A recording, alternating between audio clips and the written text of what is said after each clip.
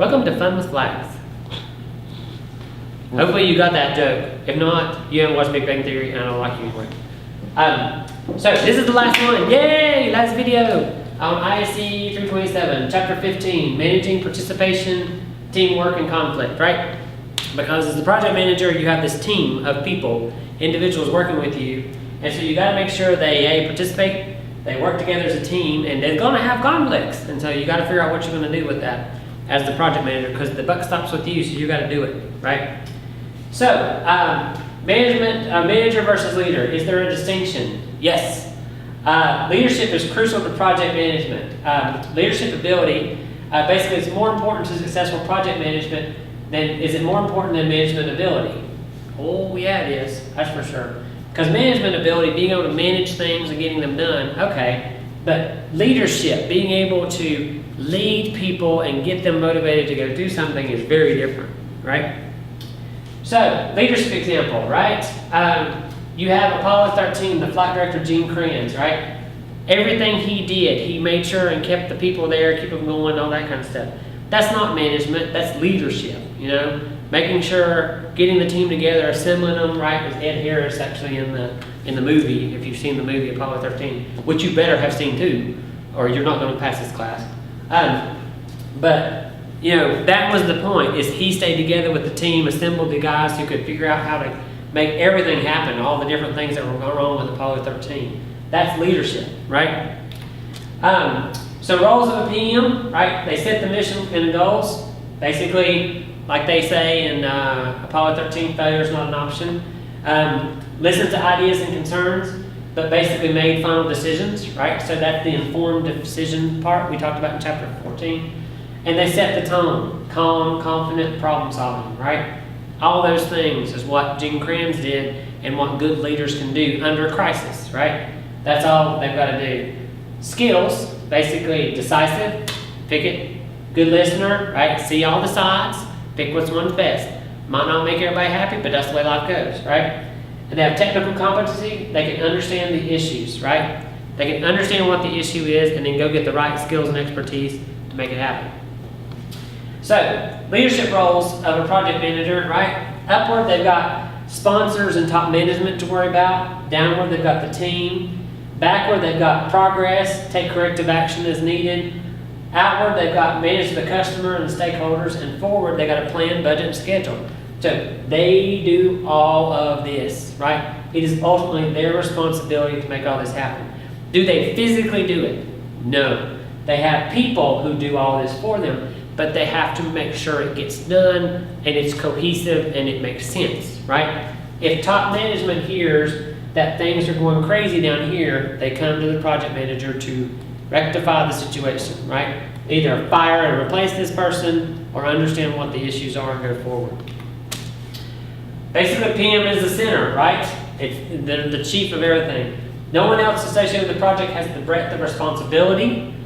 No one else has the purview of all the stakeholders. No one else has purview of all the project and its lifespan. And so they see it all, right? They're the center core of the whole thing. To me, they are the hub of the entire project. Without the right hub, it's never going to work. Ideally, they oversee the project start to finish, right? They make the commitments at the start, and they take responsibility for the results at the finish, right? That's ideally what they would do. Again, depending on the project, how long it is, what all is happening, you might have transition to a new project manager, and that kind of thing can happen. But that's the ideal case, is we want to see them throughout. Team in the project management. The team basically can refer to any group working on part of the project or to all the project or the groups working together, right? So you can call a team whatever. Project work is basically teamwork. Teamwork is more than a group of people working together. It's basically when a group works collectively toward the same objective, right? And that's a pretty good definition of teamwork. It's a group of people working to a common goal or objective, right? So they're out supporting that together is really what a team is all about. In team building, some project managers believe that the team is a kickoff, building is a kickoff event that allows members to socialize. Basically, a kickoff social event is not a team building at all. Team building is not a social event. It basically focuses on group process and gets everybody together. Project managers kind of seeing team building as like that fluff crap that happens, have a little social, ha ha ha. No, you make sure that the group understands everything and what's happening. That's what a group process is. Group process is basically the way a group functions.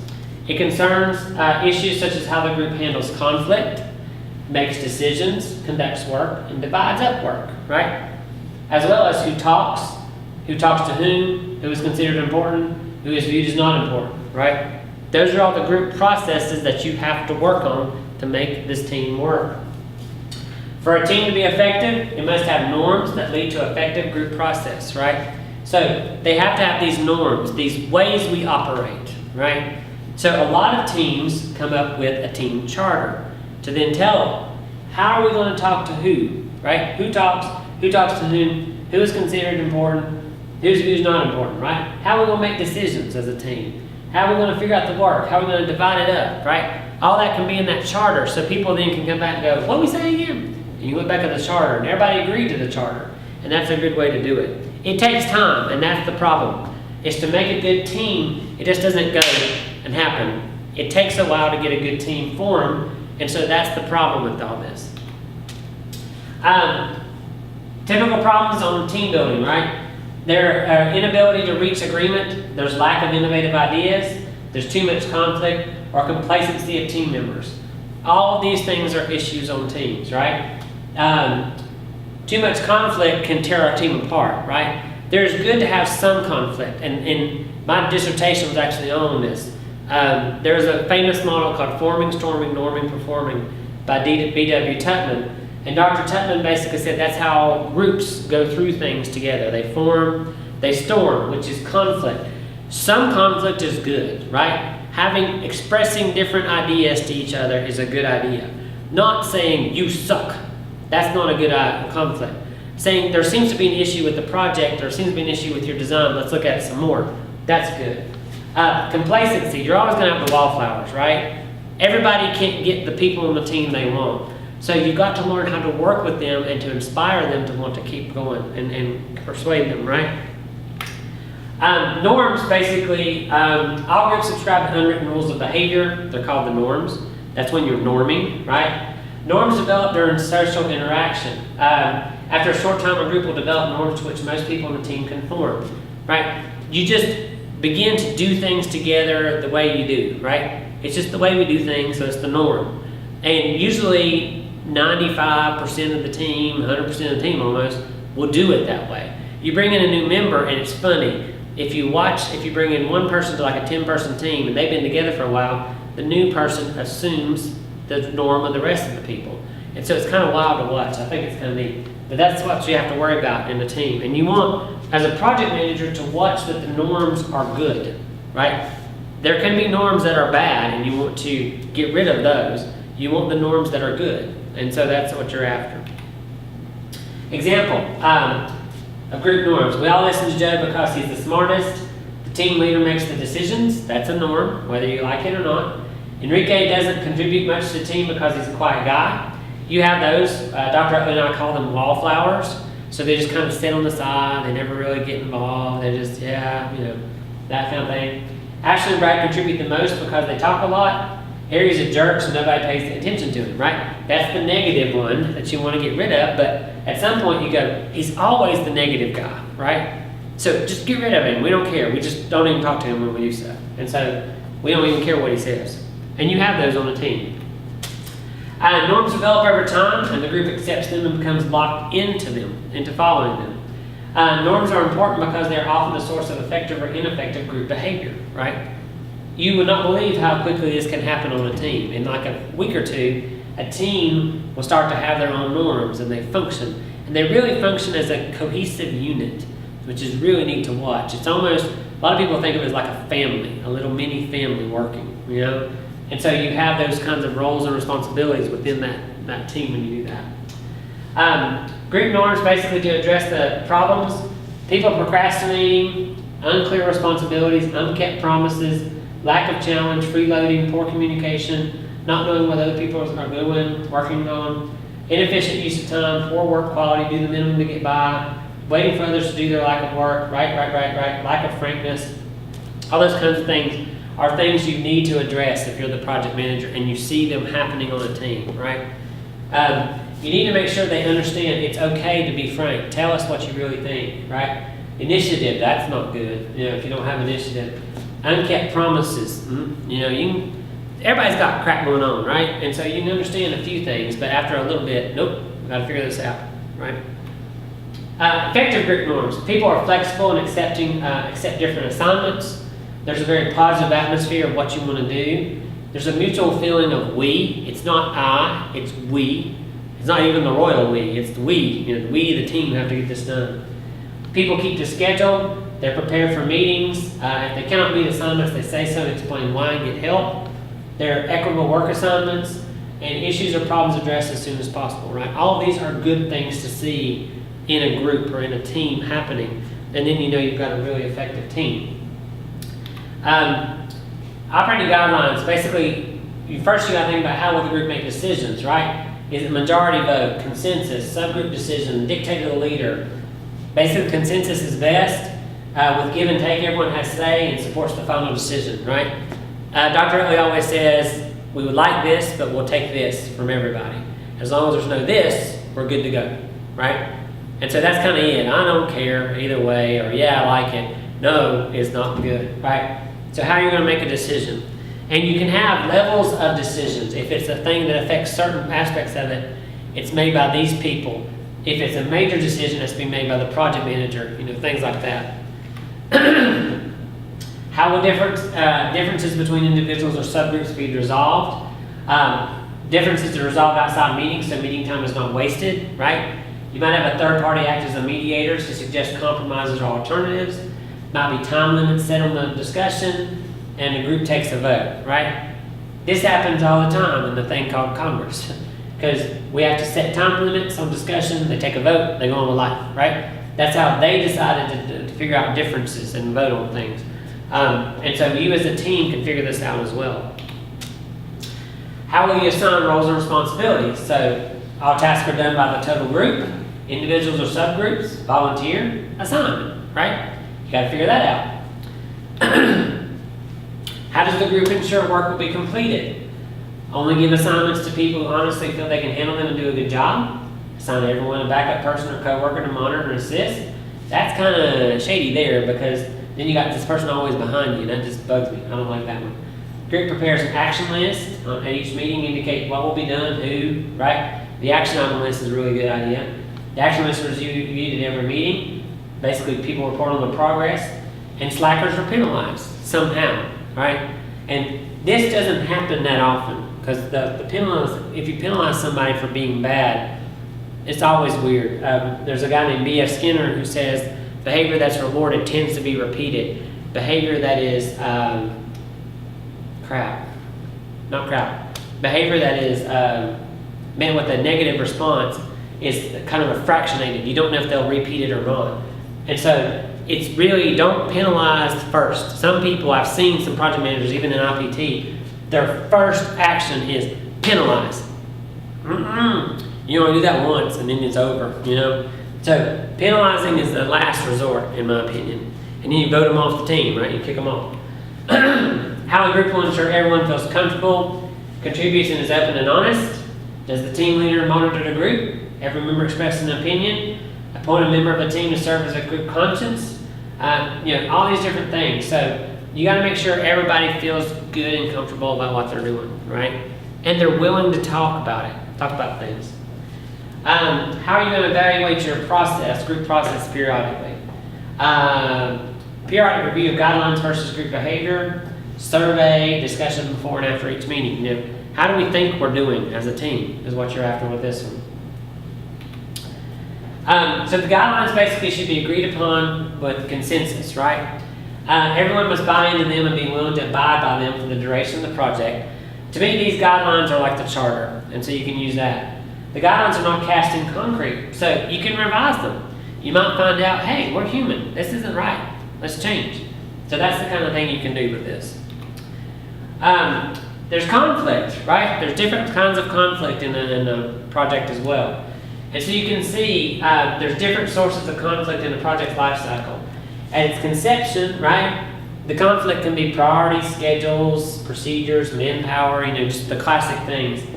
As you get into it though, they change. They become schedule, technical, because there's technical conflict, manpower issues, priorities.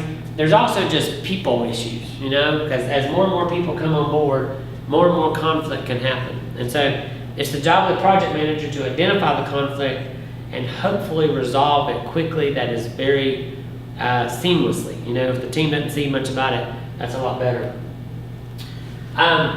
Basically, you got to think about when you manage conflict between individuals and groups, there's different ways to deal with conflict. You could withdraw or retreat from the disagreement. That's probably not the best one for us, but in engineering, it's probably the one we like the best. We would just back out. We're not really kind of butt heads kind of people. We would just stay away from it. Smooth over or de-emphasize the importance of the disagreement. Basically pretend it doesn't exist. That doesn't work real well because it's going to fester up again. Force the issue by exerting power, so you can dominate and say, no, we're going to do it this way. Compromise or bargain to at least bring some degree of satisfaction to all parties. That to me is the best way, and confront the conflict directly. I like a win-win, so let's figure out how to do that is what I would do if I was the manager. Okay. Confrontation. Basically, the only approach that seeks to resolve the issues underlying the conflict. Just get it out there in the open. Sometimes I call this ripping the Band-Aid off. Let's just get it out there. There's the 85-pound gorilla in the room. Let's just talk about it. PMs confront conflict by raising questions and challenging team members, right? Asking questions. That's what I do a lot, if you can tell. I always ask you questions. They assume that the individuals and groups are willing to reveal what they favor, are open to and not hostile toward differing opinions, are all working towards a common goal and are willing to abandon one position in favor of another, right? So that's the good PM when they confront conflict is, let's just talk about it. Let's figure out what the deal is, right? And I've had to do that before on teams. I've had people do it non-PT before, where we've had to just sit down as a group and go, okay, what's the deal here? What's actually happening? And you got to get people out of their shell and be willing to talk about it, and without getting too heated. And that's where it becomes a sticky issue that you got to watch out for, right? There's also called the role clarification technique. Conflict basically arises because people have mixed expectations about work plans, roles, and responsibilities. So basically, the purpose of the role clarification technique is to make sure everyone understands their major responsibilities and duties, understand others' positions and duties, and know what's expected of them, right? So all that's in this technique that you can use. There's also emotional stress, right? So that's a big conflict. Because above all else, people are human, and so we got to worry about it. So there's downsides to working on projects, right? There's long hours, tight schedules, high risk, high stakes, right? So that makes negative consequences on social and family relationships and individual mental and physical health. So it causes emotional stress, it can cause bankruptcy, it can cause divorce, ulcers, mental breakdowns, and heart attacks. None of which is what you want. There's work overload, so there's too much work or doing too many things at once. There's a conflict of roles, right? There's ambiguity in your job and what you're doing. And there's social relations. Basically, you can have people you just can't stand to be around, right? Like Matt. Can't stand him whatsoever. And so all that turns emotional stress on and turns a person to act differently, right? You can come in one morning and you're just ticked because your spouse didn't help you get the kids ready or something like that, and it can react to your whole day and how things happen, right? So you got to remember that, and as the project manager, it's your job to go, Joe normally doesn't act that way. There must be something up, and you can go and just find out what it is. Don't probe too much because some things are personal and people don't want to talk about it. But just make sure they understand. Understand there's a problem right now. Can I help in any way? What's the deal? And so that kind of thing can happen on a team as well. Ways to reduce it: set reasonable work plans and schedule, delegate responsibility, increase autonomy, clarify roles, authority and responsibility, and performance criteria, clarify goals, procedures, and decision criteria, be considerate and supportive, be empathetic, listen, understand, and genuine concern for subordinates. Those are big deals for managers. If they could do those things, holy crap at how much people would like them. To go, I totally get it, and just listen to them. General concern is probably the biggest one. You know, you don't give a damn about your people, it's not gonna ever help. You know, which I won't care about you either. Right? So, that's the end of chapter 15. Ha! We are done. Right? So, that's it. Hope you enjoyed all these videos if you watched them. And so, as always, remember, email me if you got a question. Because again, Matt's sitting here in the room, but he's bored stiff, so you can ask me any questions. So, ask me any questions about these things during class or whenever I see you. Talk to you later.